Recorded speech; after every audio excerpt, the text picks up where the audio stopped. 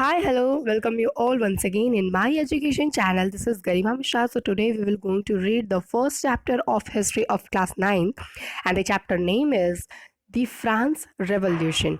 और हम इसमें समरी पढ़ने जा रहे हैं हमारी जो द फ्रांस रेवोल्यूशन की जो हमारी चैप्टर की जो समरी है मैंने उसे लिख कर रखी हुई है यहाँ पे और हम इसे आज पढ़ने जा रहे हैं. So let's start.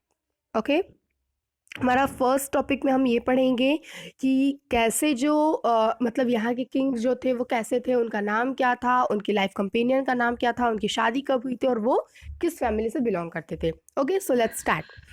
So in this story हम पढ़ेंगे कि एक किंग थे जिनका नाम था किंग लुई और वो बर्बन फैमिली से बिलोंग करते थे. ठीक है, और उनकी शादी हो गई थी जब वो 20 साल के थे, तभी उनकी शादी हो गई थी और उनकी लाइफ कंपेनियन का मैरी एंटोनिया नाम था और वो एक ऑस्ट्रियन प्रिंसेस थी और फिर वो जब फ्रांस में आई तो फ्रांस में आकर के वो क्वीन बन गई.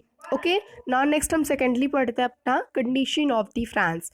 अब कंडीशन ऑफ द फ्रांस में हम ये पढ़ेंगे कि फ्रांस की कंडीशन कैसी थी. तो भाई फ्रांस की कंडीशन तो सबसे ज़्यादा वर्स थी. क्यों वर्स थी, चलिए पढ़ते हैं. जो फ्रांस था, ठीक है, उसके जितने भी फाइनेंसेस वगैरह थे वो सब कुछ क्या हो गए थे, ड्रेन्ड आउट हो चुके थे, क्योंकि उसने अपने फ्रेंड कंट्री की हेल्प की थी और उसी हेल्प करने के चक्कर में इन लोगों ने उस कंट्री को मतलब पैसे वैसे दिए थे और पैसे वैसे दिए तो जब पैसे वैसे दे दिए उन लोगों को फ्रीडम मिल गई तो वो कंट्री जो थी उन्होंने इनके पैसे देने से मना कर दिए. ठीक है, अब इन लोगों के ऊपर कितना कर्जा हो गया, फ्रांस के ऊपर कितने सारे पैसे का डेट हो गया था. डेट ऑफ 2 बिलियन लिवरेस का इन लोग के ऊपर कर्ज हो गया था. क्यों कर्ज हो गया था, क्योंकि अब जो फ्रेंड कंट्री थी इन लोग की उन्होंने पैसे वापस नहीं किए थे. ठीक है, इसी चक्कर में इन लोग का 2 बिलियन ऑफ लिवरेस पूरा डेट हो चुका था. अब लिवरेस का मतलब ये होता है कि फ्रांस करेंसी, जो फ्रांस करेंसी होती है दैट एरा वो.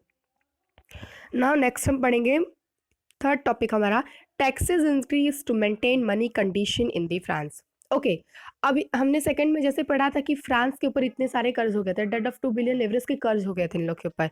अब भाई कुछ ना कुछ करने के लिए तो ये लोग अपना मेंटेन करेंगे ही ना मनी कंडीशन. तो इन लोगों ने क्या किए, इन लोगों ने टैक्सेस बढ़ाना शुरू कर दिया हर एक छोटी से छोटी चीज़ों पे, चाहे वो ब्रेड हो, सॉल्ट हो, एक छोटी से छोटी खाने की चीज़ क्यों ना, उन लोगों ने उस पर टैक्सेस बढ़ाना शुरू कर दिए. अब टैक्सेस बढ़ाना शुरू कर दिए तो इन लोग की जो मनी कंडीशन हो रही थी उसको मेंटेन करने के लिए ये लोग टैक्सेस बढ़ाना शुरू कर दिए.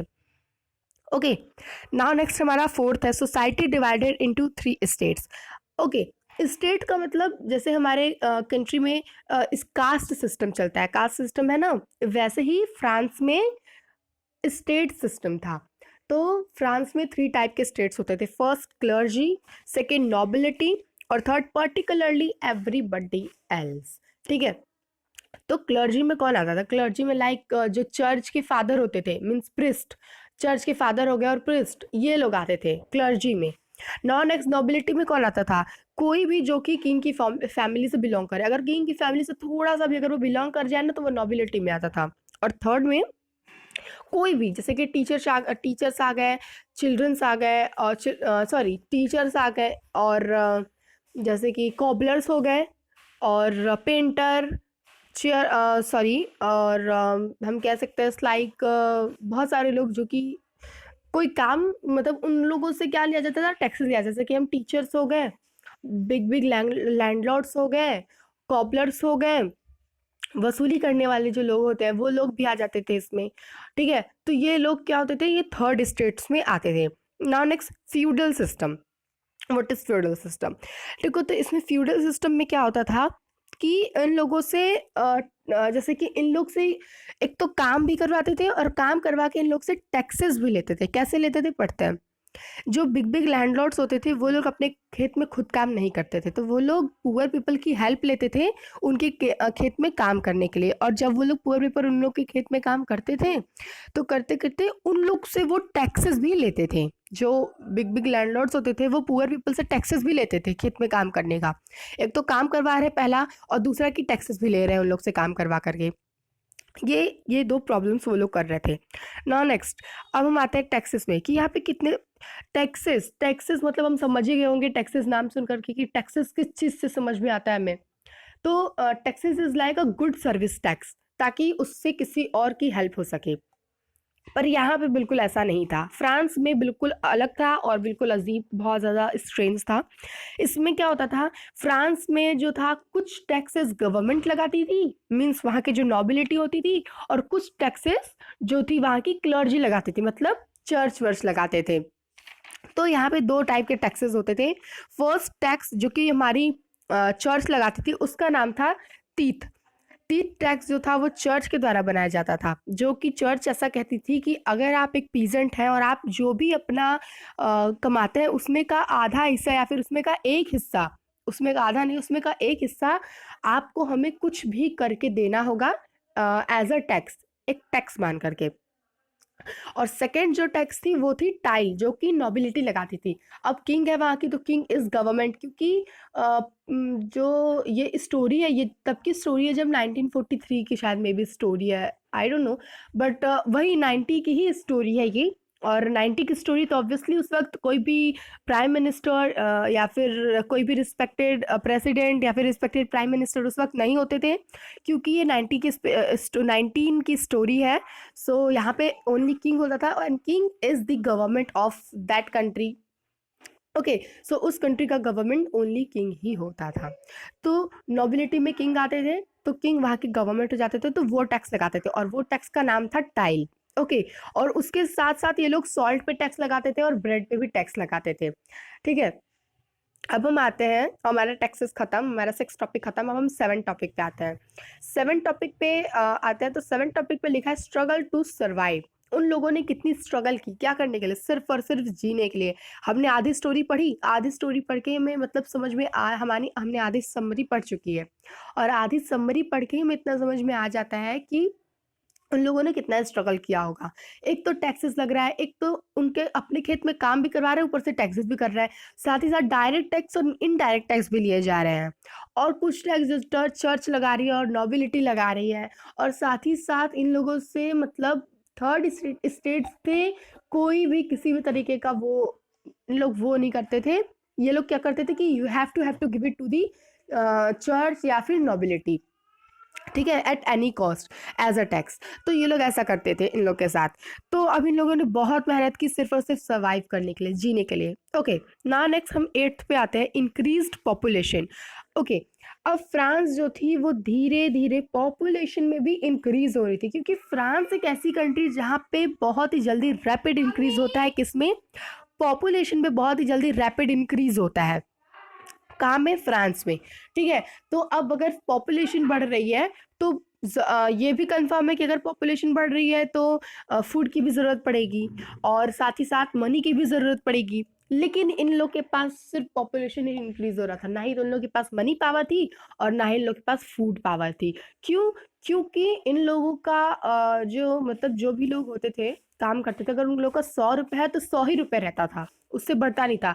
अब अगर पॉपुलेशन बढ़ रही है तो पैसे भी तो बढ़ने चाहिए ना, क्योंकि अब अगर एक फैमिली में 10 मेंबर्स हैं, तो अगर 10 मेंबर का काम 100 रुपये में एक आदमी चला दे रहा है, लेकिन अगर उसी फैमिली में 12 मेंबर हो जा रहे हैं पॉपुलेशन की वजह से, तो वो 100 रुपये में कैसे काम चलाएगा, मे बी 150 रुपये लगेंगे उसके लिए।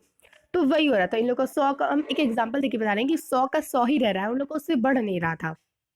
ठीक है, यही हो रहा था। नाउ नेक्स्ट हम आते हैं gap between poor and rich. जैसे मैंने बताया कि पॉपुलेशन बढ़ रही है पर इन लोग के उसमें कोई चेंजेस नहीं था, और साथ ही साथ क्या प्रॉब्लम थी, एक तो इन लोग का पॉपुलेशन बढ़ रहा है, दूसरा इन लोग का पैसा वैसा नहीं दिया, इन लोग का मतलब सैलरी में कोई चेंजेस नहीं हो रहा है, और तीसरा कि जो ये जो फूड ग्रेन्स थी उसमें मतलब कि जो प्रोडक्शन थी वो इतनी एबल नहीं थी फूड ग्रेन की जो डिमांड थी उसको इंक्रीज करने में। सॉरी, फूड ग्रेन की डिमांड तो वैसे ही इंक्रीज थी, लेकिन ये लोग इतने कैपेबल नहीं थे फूड ग्रेन को मतलब सेल इतनी इंक्रीजिंग में कर करके, क्योंकि वो लोग इतने एबल नहीं थे कि फूड ग्रेन इतना सारा हम कर सके और इतना सारा हम बेच सके। तो इन लोगों ने क्या दिमाग लगाया, इन लोगों ने ये दिमाग लगाया कि एक तो प्रोडक्शन इतनी हाई है पॉपुलेशन की वजह से, दूसरा कि डिमांड जो है वो बहुत ही ज़्यादा, सॉरी, एक तो प्रोडक्शन इतना लेस है क्योंकि ये लोग उतना कर नहीं पा रहे थे, ठीक है। दूसरा, इतनी हाई डिमांड, पॉपुलेशन की वजह से इतनी हाई डिमांड हो जा रही थी। और थर्ड, कि इन लोगों ने क्या किया कि सीधे प्राइस ही इंक्रीज कर दिया। क्यों इंक्रीज कर दिया? क्योंकि अगर प्राइजेस इंक्रीज रहेंगे तो ज़्यादा लोग उसे लेंगे नहीं, और ज़्यादा लोग उसे लेंगे नहीं तो वो फूड ग्रेन मेंटेन रहेगा, ठीक है। अब हम आते हैं, अब इन्हीं सब के चक्कर में हम, अब क्या हुआ कि एक तो इन लोगों के चक्कर में इन लोग का इनकम उतना ही आ रहा है, और इन लोग का इनकम इन लोग के एक्सपेंसेस से ज़रा सा भी मैच नहीं कर रहा था। इसी वजह से जो पुअर पीपल थे वो और भी पुअर होते जा रहे थे, और जो रिच पीपल थे वो और भी रिच होते जा रहे थे, ठीक है। इसी वजह से जो gap between poor people and rich people is is increase day by day cause of the income and the expenses. इसी वजह से इन लोग का इतना सारा गैप होता रहता था। ओके, ना नेक्स्टली हम पढ़ेंगे कि ड्रॉट एंड हिल। अच्छा, इतनी प्रॉब्लम तो अभी तक भी सही थी टैक्सेस वगैरह वगैरह को लेकर के, लेकिन प्रॉब्लम कब बढ़ जाती थी ज़्यादा इन लोग की? प्रॉब्लम तब बढ़ जाती थी जब ड्रॉट और हेल आता था, मतलब जब सूखा पानी, जब सूखा पड़ जाता था, तब इन लोग का जितना भी लोग काम करते थे खेतों में वो सब कुछ बर्बाद हो जाता था, क्योंकि बिना पानी के तो कुछ होगा नहीं, सूखा पड़ जाता था बिल्कुल वहाँ पे। बिल्कुल यही होता था। अब क्या होता था कि एक टॉपिक था इसमें, मैंने इसमें लिखा नहीं है, बट एक टॉपिक है सबसिस्टेंस क्राइस्ट। एनीबडी नो कि what is the definition of subsistence crisis? Okay, I am going to tell. इसमें सबसिस्टेंस क्राइस्ट का मतलब ये होता है कि जब आप बहुत ज़्यादा हार्डवर्क करते हो, क्या करने के लिए? सरवाइव करने के लिए। बहुत ही ज़्यादा आप मेहनत करते हो सिर्फ और सिर्फ क्या करने के लिए? सरवाइव करने के लिए, ठीक है। सो यहीं पे इसी का मतलब दिया गया है। ओके, नाउ नेक्स्ट हमारा last topic, next and last topic है हमारा, last but not least. Okay, so ये हमारा लास्ट एंड लिस्ट टॉपिक है कि इसमें लिखा हुआ है growing middle class and and to privilege.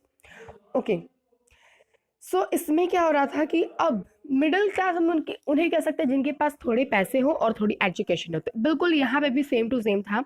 अब जो मिडिल क्लास थी उनके पास थोड़े से पैसे आ जा रहे थे, कहाँ से? ट्रेड से, और थोड़ी सी एजुकेशन थी उन लोग के पास, ठीक है।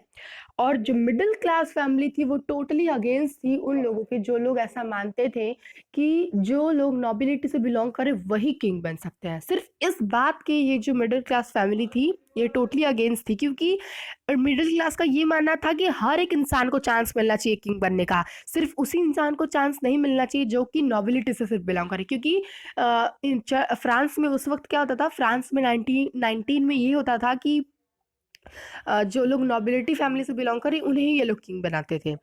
बट इसमें ये जो मिडिल क्लास फैमिली थी ये लोग ऐसा मानते थे कि सिर्फ और सिर्फ मिडिल क्लास को ही चांस नहीं मिलना, सॉरी, सिर्फ और सिर्फ नोबिलिटी को ही चांस नहीं मिलना चाहिए, बल्कि साथ साथ मिडिल क्लास को भी चांस मिलना चाहिए। ओके, सो हमने अभी अपना फर्स्ट पार्ट कंप्लीट कर दिया है।